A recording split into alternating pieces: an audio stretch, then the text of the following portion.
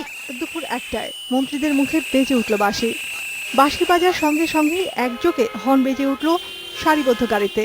মন্ত্রী প্রতিমন্ত্রীরাও জোরে জোরে ফুঁকতে থাকলেন বাঁশি। চলল পুরো 1 মিনিট।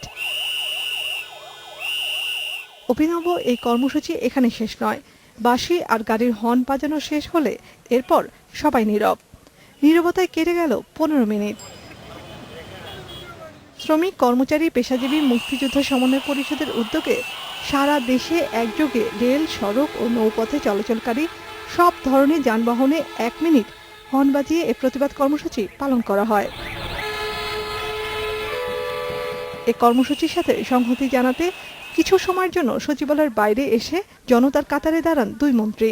বেগম খালেদা জিয়া পাকিস্তানি কায়দায় বাঙালিদেরকে হত্যা করে তার যে হিরো ছাত্র চরিতার্থ করার যে চেষ্টা উনি করছেন, সেই চেষ্টা ব্যাহত হবে। সেই চেষ্টা উনি সফল হবেন না। কোনো সমঝোতা সম্ভব না, সংলাপ সম্ভব না। সভ্যতার সঙ্গে বর্বরতার কোনো মিটমাট হয় না। একই সময় জাতীয় প্রেস ক্লাবেও বিভিন্ন পেশাজীবী সংগঠন মানববন্ধন করে চলমান নাশকতার বিরুদ্ধে প্রতিবাদ জানায়। বেলা 12:30টার দিকে রেল ভবনের সামনে এক মানববন্ধনে রেলমন্ত্রী অভিযোগ করেন খালেদা জিয়া আন্দোলনের নামে মানুষ হত্যা করছেন। বেগম খালেদা জিয়া শুধু বোমা মারে আর মানুষ খুন করে।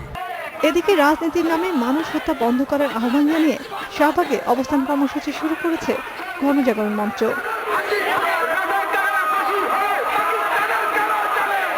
খালেদা জিয়ার গুলশান কার্যালয়ের পাশের রাস্তায় কাফনের কাপড় পরে হরতাল, অবরোধ, নাশকতার প্রতিবাদ জানান বাস মালিক, শ্রমিক, কর্মচারী।